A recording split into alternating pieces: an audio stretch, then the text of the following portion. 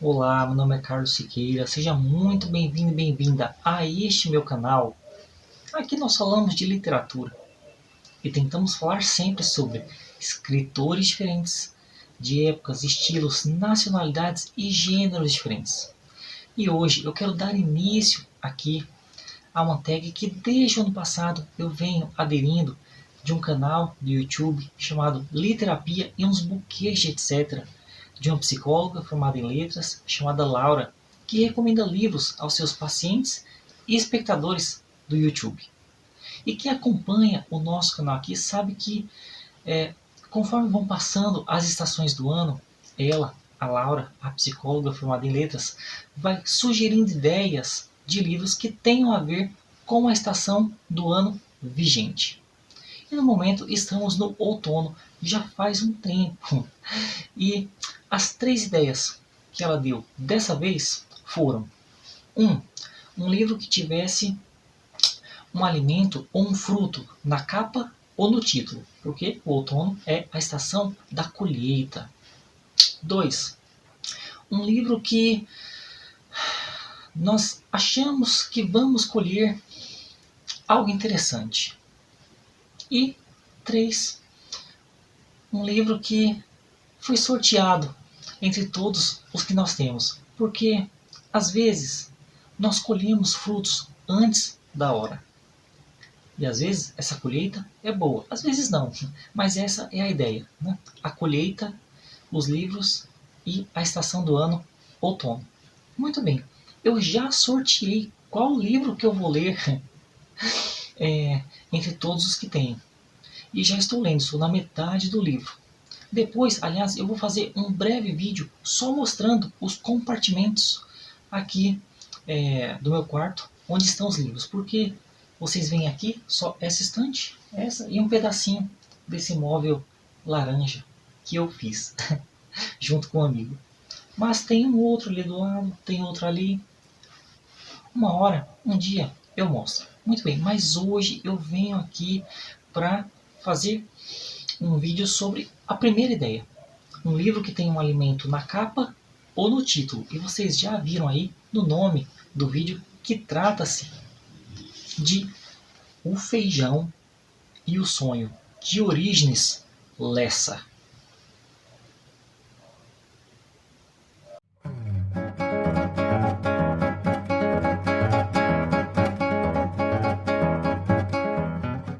Bem, para quem não conhece o Orígenes Lessa, sabe que ele foi um grande escritor do século passado, século XX, e que esse livro aqui, O Feijão e o Sonho, é de 1938. E essa minha edição é de 2012. É a 56ª edição, 56 edições desse livro. Então, por mais que ele não seja muito falado por aí, saiba que ele é um grande clássico brasileiro. Um livro que vem sendo lido e relido ano após ano, sendo editado e reeditado. E o Orígenes Lessa, para quem não conhece, ele assim escreveu em diversos gêneros, escreveu crônicas, contos, romances, livros infanto-juvenis, ensaios. Ele foi jornalista também, membro da Academia Brasileira de Letras, um grande nome da nossa literatura. E esse livro, que vem sendo reeditado ano após ano, a gente pode se questionar: o que é que faz dele assim tão popular, embora não tão discutido? É que é o seguinte, esse livro, como eu já havia dito, foi publicado pela primeira vez em 1938. E você sabe que aqui no Brasil, nessa década de 30 do século passado, na verdade um pouquinho antes, a partir de 1928, começou uma tendência na nossa literatura de se fazer literatura voltada mais ao social. Livros de crítica social, livros que focavam em regiões específicas do nosso Brasil, especialmente ali no Nordeste. Livros assim relativamente mais objetivos, que queriam discutir os problemas da época e do lugar. Essa é uma tendência que tem grandes nomes da nossa literatura, como Raquel de Queiroz, Graciliano Ramos, José Lins do Rego, Jorge Amado, José Américo da Silva, eu sempre esqueço. Pois bem, o autor de A Bagaceira. Uma hora eu vou trazer a bagaceira aqui, hein? Aguarde. Mas também nessa mesma época surgiu uma outra tendência, que não queria discutir os problemas da sociedade, queria discutir os problemas psicológicos, pessoais. Era uma literatura mais intimista, mais subjetiva, mais psicológica, tendo nomes como o Lúcio Cardoso, que é o autor de Crônica da Casa Assassinada. Um pouquinho depois surgiria a Clarice Lispector. E eu diria até que nessa vertente está a Lígia Fagundes Telles, que ela tem muitos contos assim psicológicos, subjetivos, mais voltados não ao exterior, mas ao interior dos personagens. Então nós temos essas duas tendências numa mesma época. E o Feijão e o Sonho, de Origens Lessa, bem no meio. Porque ele vai ser um livro que vai discutir as duas vertentes. Mas, afinal, qual que é a história? Bom, a história, na verdade, é muito simples. Nós temos o dia a dia de um casal um tanto incomum. E por que que é incomum esse casal? Nós temos um homem e uma mulher. O homem, Campos Lara Rezende, um poeta, um intelectual, um professor, um artista. E do outro nós temos uma mulher comum, dona de casa, uma mulher daquela época, Maria Rosa. E por que que eu havia dito que é um casal assim incomum? Porque esse homem, esse poeta, esse intelectual, ele representa o sonho, enquanto a mulher, Maria Rosa, representa a realidade dura. Por isso que é incomum, porque não estou dizendo que essa é a realidade, mas por muitos anos foi pintado, foi escrito que a mulher é o sexo frágil. A mulher é a parte sonhadora, sentimental, enquanto o homem não, é a razão, é o ser com pés no chão.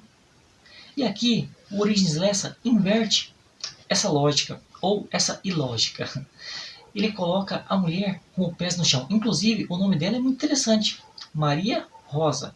Maria, nome comum, um nome assim extremamente popular entre as mulheres, principalmente nos países, né, que teve uma forte influência católica. E Rosa, Rosa que é uma flor, a flor que está ligada ao solo, à terra, dura, real.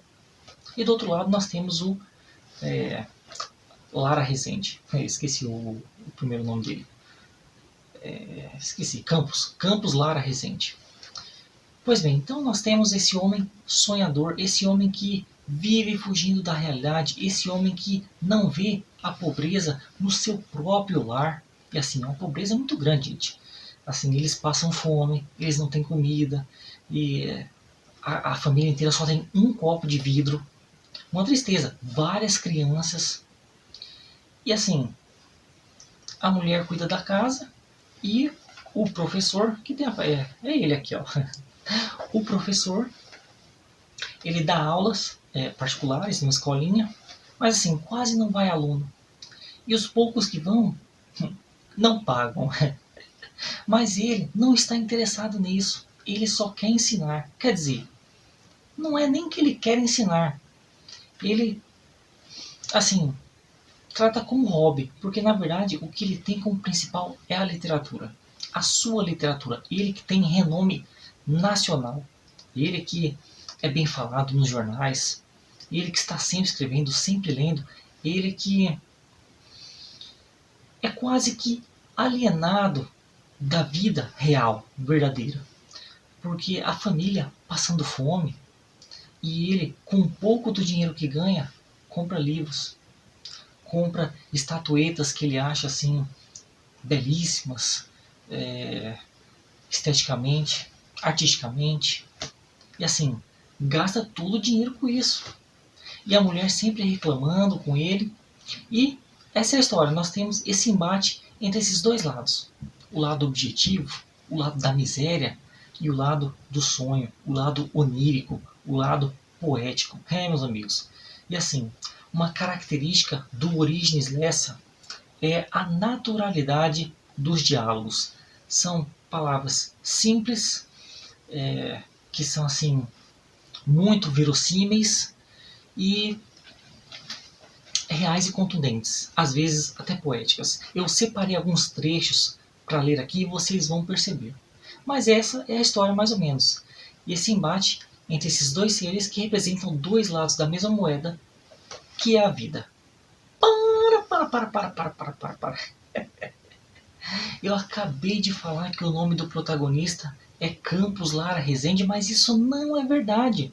É só Campos Lara, vocês me perdoem. Eu fui influenciado pelo nome de outro escritor aqui, que é o Otto Lara Rezende, que mora, vou trazer pro canal, hein? Aguarde. Mas fica aí essa errata no meio do vídeo. O nome do protagonista é apenas Campos Lara. Esqueça o Rezende. E assim, como exemplo, eu separei um trechinho bem no começo do livro, em que a mulher do nosso poeta, do nosso intelectual, do nosso professor, diz a um dos seus filhos, são vários: ouça, menino, aprenda a carpir café. Trate de saber qual é o tempo melhor para plantar feijão ou batata. Verso: não enche barriga. Ela morre de medo de que um dos seus filhos tenham puxado ao pai esse interesse pelas letras, pela literatura. Porque a família passa fome, gente. A família tem dificuldades. E ela é uma mãe preocupada. Ela tem os pés no chão, assim como a Rosa, e o nome dela é Maria Rosa, tem as raízes fincadas na terra. Precisa sobreviver, precisa de nutrientes, precisa de feijão. Meus amigos, vocês percebam que está tudo interligado aqui. E ela muitas vezes se lamenta de: por que eu me juntei com esse homem, meu Deus? Por que eu tive filhos? E assim, são questionamentos fortes que desanimam o outro, tanto o filho quanto o marido. O filho não, porque o filho não pensa nisso. Mas a gente, como leitor, fica sentido. E assim, no final, no fundo, a gente sabe a resposta. Por que você se juntou a ele? Por que você teve filho? Porque um dia você sonhou. E sonhou através das palavras do poeta, que não vou dizer que a manipulou, mas soube manipular as palavras de maneira que ele fosse atraente para ela. Meus amigos, assim, tem um capítulo que a gente entende como que eles se conheceram e tudo mais. Mas desde o começo, ele nunca escondeu que ele não era um homem pragmático, prático. Que, na verdade, assim, o forte e talvez a única parte boa dele fosse esse lado da literatura. Ele fazia poemas para ela e ela assim se encantava com aquilo, ele fazia elogios e tudo mais. E até mesmo depois, quando eles já estavam casados, que ele nunca ajudava a cuidar dos filhos, às vezes ela pegava rascunhos dele sobre a vida cotidiana e por mais que ela achasse que ele fosse assim um bitolado, que ele fosse assim uma pessoa alienada do trabalho, da casa, ela via nos versos dele assim reflexões e olhares que para coisas pequenas que nem ela pensava, nem ela lembrava, e tudo ali com uma ternura que é poética. Meus amigos. Então assim, esse é um livro que consegue juntar aquelas duas vertentes. A vertente mais real, mais crítica, e também a subjetiva, intimista, pessoal, psicológica. Mas eu vou ler aqui alguns trechos, alguns diálogos que, assim, para vocês perceberem como que a linguagem do Origens Lessa é forte, é poética e reflexiva ao mesmo tempo. E leve. Tá? Isso aqui é um livro que dá para você ler assim, num dia só. Né? Pegou, terminou, é assim, um livro maravilhoso. Já deixo aqui recomendado de antemão. Mas eu vou ler mais um trechinho aqui. Que é o seguinte, nessa mesma página começa um outro capítulo em que começa a demonstrar a tristeza do nosso Campos Lara. Eu já ia falar Rezende de novo. Ele tem um apelido que só a mulher o chama, que é Juca. Perceba como que ela sempre traz para a realidade. Né? Mané, Campos Lara, não, uma coisa assim bonita, nome bonito, não, Juca, uma coisa popular. Pois bem, tem um começo de capítulo que diz assim: o que Juca lamentava em Capinzal, que é a cidade que eles moram, era a falta de companhia. Pobreza? Pouco lhe importava. Sempre fora pobre. Luxo, conforto, pouco se lhe dava. Nunca dera atenção a essas pequeninas misérias. Em seus sonhos de futuro e de felicidade nunca entravam os imediatismos da vida presente. Jamais compraram um bilhete de loteria. Menos por pessimismo que por desinteresse. Fazer o quê? Com dinheiro. Só se fosse para adquirir aquela edição de luxo das Flores do Mal, que vira numa livraria em São Paulo. Meus amigos, então aqui vocês percebam também que, num primeiro momento, esse personagem, esse protagonista, esse poeta, ele é quase que, não vou dizer uma sátira, mas uma caricatura do ser que vive longe da realidade. Né? A família passando fome e ele, não, dinheiro para quê? Só para comprar aquela edição de luxo lá do livro do Baudelaire que eu adoro. Bom, eu vou trazer o Baudelaire de novo aqui, hein? Aguarde.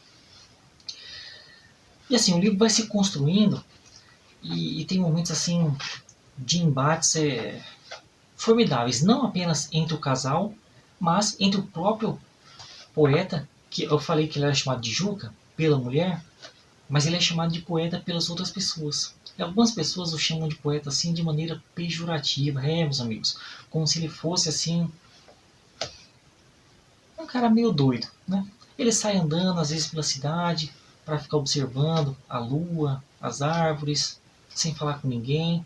Ele se sentia solitário naquela cidade pequena em que ninguém era dado à arte, à literatura.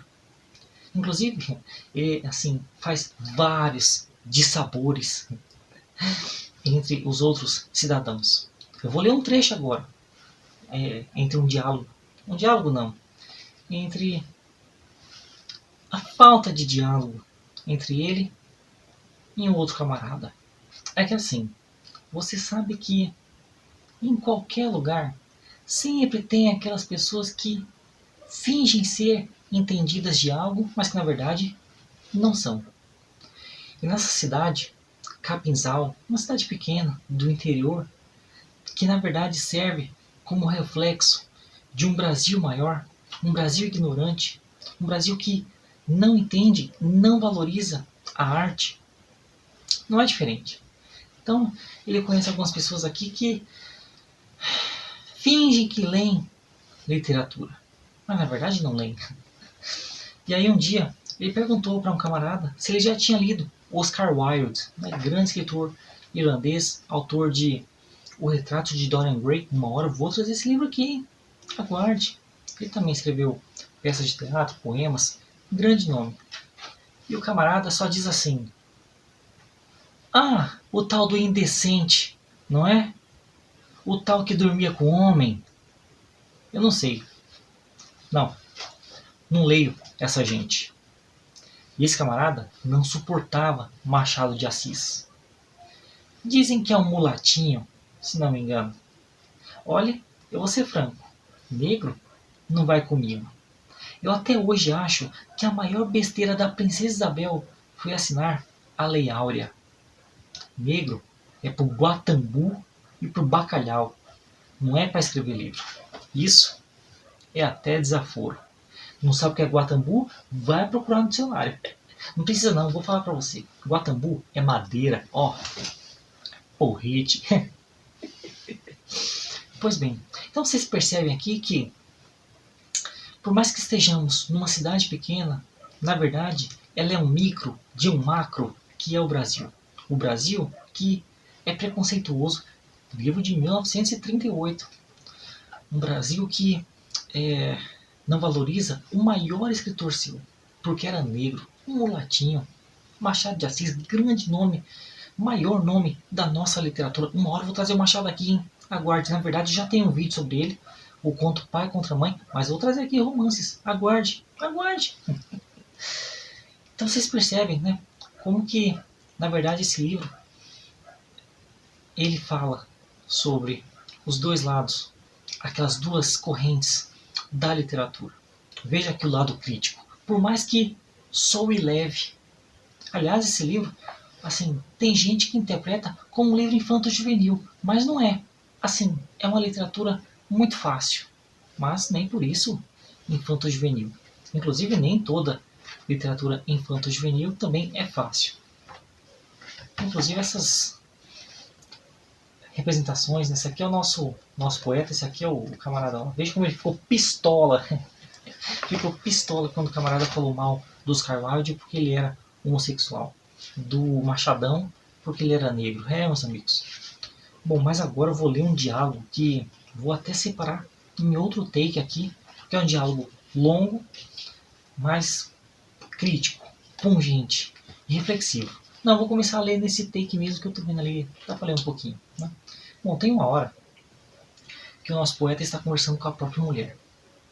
E ela diz assim: olha, Juca, francamente, se perder tempo em estudo, em remexer biblioteca, só serve para fazer gente como você.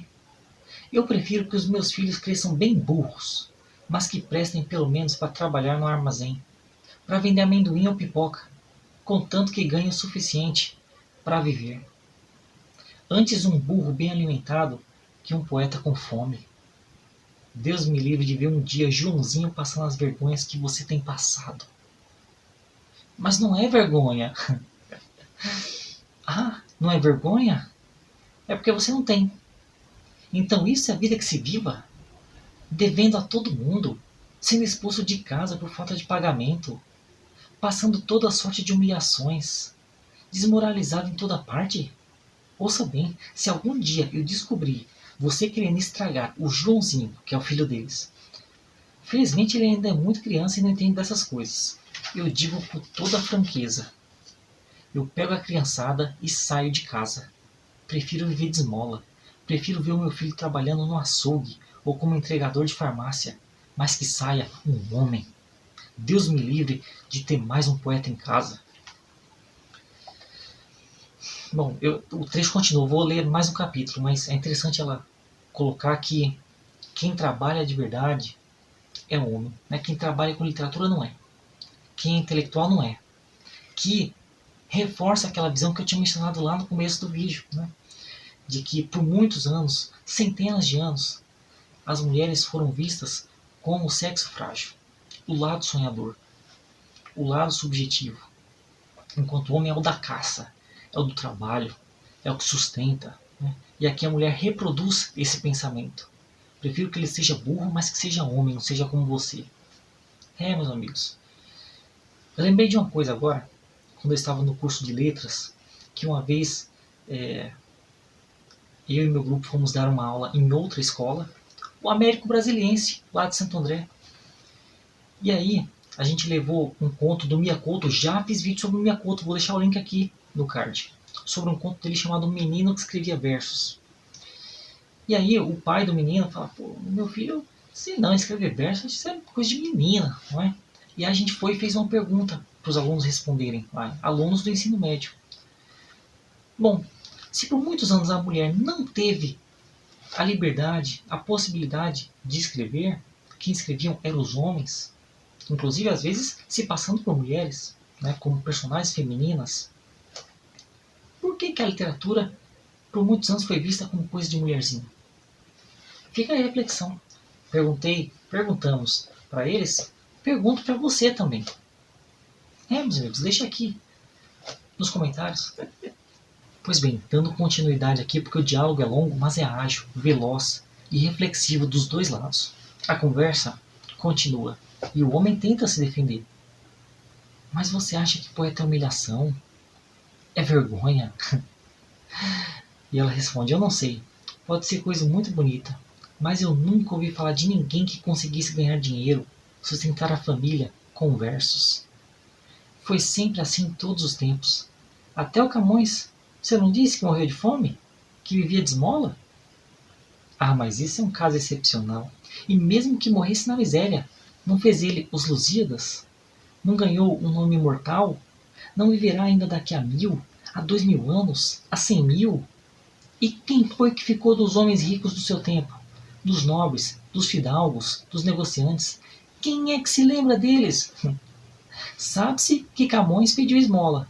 Você sabe quem é que deu esmola a Camões? E aí a mulher riu, né? Mas quem deu esmola, saiba-se ou não o nome, tinha para dar. Tinha dinheiro no bolso, tinha comida em casa, podia comprar feijão, farinha de mandioca. E aí você percebe que, por mais que o nosso protagonista seja inteligente, às vezes ele interpreta as coisas ao pé da letra. Ele diz assim, não se usava naquele tempo farinha de mandioca. E ela, usasse ou não, mandioca ou pepino, ou tomates, mas comida, compreende? E o que é que Camões lucra em ser lembrado hoje, em ser discutido, analisado, depois de morto, quando em vida ele rui o osso?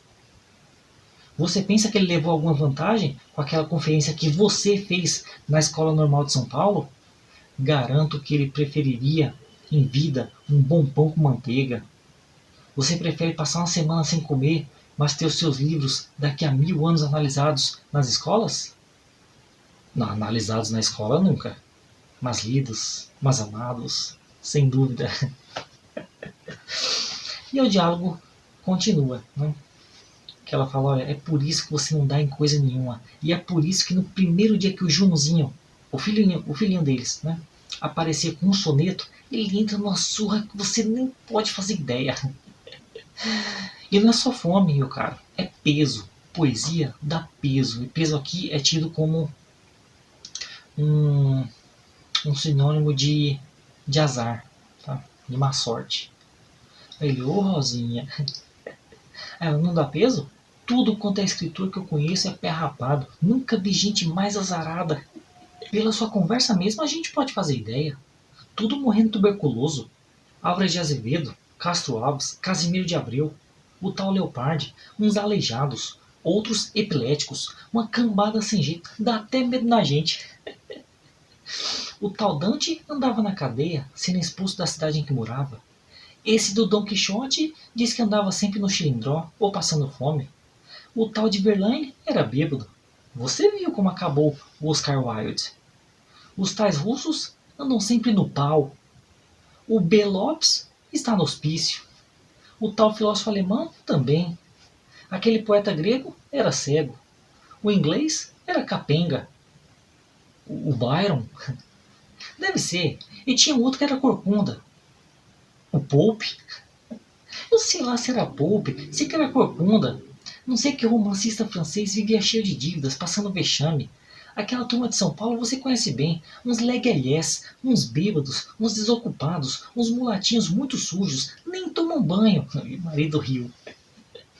Não, não ria, é a pura verdade. Só falam em princesas e palácios. Não tem cotação nem no albergue noturno. Esse tal que você admira muito, Dosto não sei o que. Dostoiévski. Eu lá quero saber o nome dele. Um sujeito que vive na cadeia pro hospital. Um jogador, um desorganizado. Até nos livros conta as poucas vergonhas que fez ou que ouviu. É tudo uma turma assim. E até no amor eles são os pesados. Você já viu poeta que não lhe vê se chorando, se lastimando, porque mulher não liga? Não dá confiança? É, meus amigos, a mulher aqui deu assim umas no cara. É assim, tudo verdade, né? Só que uma coisa é a obra, a outra é o criador, a outra é a pessoa. E daí que o cara é aleijado? E daí que ele era sujo? Se ele escrevia coisas limpas, se ele escrevia coisas bonitas, se ele conseguia encantar através da sua arte. Porque se você não pesquisasse sobre a vida da pessoa, e muitas vezes você não precisa pesquisar sobre a vida da pessoa, você se encanta pela obra dela, pelo que ela fez, não pelo que ela é na sua vida pessoal. Mas assim, vocês viram a força dos diálogos, ao mesmo tempo que cheios de referências, de intertextualidades, e essa edição, eu recomendo muito essa edição, porque no final tem todos os artistas que são mencionados, que nem aqui, só fala assim, o filósofo alemão. Você sabe que é o Nietzsche, mas tem outras vezes que eles só mencionam assim, você não sabe de quem ele está falando, lá no final tem um glossário com todas essas palavras aqui, né? Leguelés, peso, que tem palavras com significados diferentes. Tudo explicado lá no final. Recomendo muito essa edição, que é da Global. Mas vocês perceberam a força e a naturalidade dos diálogos. Mas é isso. E a mulher não está errada. Na verdade, o direcionamento dela está. Porque, tudo bem, esses escritores todos passaram por dificuldades na vida. Mas por quê? Porque a sociedade não valorizou. E isso independente da época ou do lugar. Aqui foram mencionados russos, portugueses, brasileiros, italianos, alemães. Em todo lugar e época, os escritores foram desvalorizados. Porque em todas essas épocas, a sociedade, infelizmente, foi mal educada. Não percebeu a importância da arte. E isso se repete até os dias de hoje. Até hoje tem uma porrada de gente que fala mal de artista. Mas todo dia está ali, né? Com seu fone, está ali vendo sua série, vendo seus desenhos. São outras artes, mas ainda são artistas. E muitos desses artistas passam dificuldades. E aqui a gente pode pensar também no sistema capitalista. Aliás, tem um momento aqui que... Vou dar um spoiler aqui. Não é grande coisa não, tá? Mas tem uma hora que ele muda de gênero. Ele para de escrever poesia e começa a escrever romance. E no romance ele começa a lucrar um pouquinho mais. É interessante a gente pensar nisso. Porque se a gente estudar a literatura, a gente vai ver que por muitos anos a poesia ela era uma coisa aristocrática. Quem escreviam eram aqueles próximos da realeza. Mas a literatura se popularizou mesmo através do romance, que era publicado através dos folhetins, que eram publicados através dos jornais. Quem consumia os jornais? Os burgueses. O romance ele é um gênero burguês. E a poesia foi deixada de lado. Hoje, a poesia ela não é aristocrática. Também não é burguesa. Hoje, é possível dizer que a poesia é marginal. Se não for marginal, é marginalizada. Quem escreve hoje é mais mal visto do que o nosso Campos Lara. Meus amigos. Muitas editoras nem publicam poesia. Não adianta você mandar o seu original para lá. E ano que vem eu pretendo lançar o meu primeiro livro, hein? Que vai ser de poemas, hein? Vou ser igual o cara aqui, ó. Sofredor. Não vou ser porque Carlos Siqueira assim adota aquela máxima do Ricardo Reis. Uma hora eu vou fazer vídeo sobre ele, hein? Sábio é aquele que se contenta com o espetáculo do mundo. Ou com aquela outra do Leminski. Não discuto com o destino. O que pintar eu assino. A gente aceita o mundo, né? O amor fati do Nietzsche, que foi mencionado aqui indiretamente. Bom, gente, o vídeo deve estar enorme já.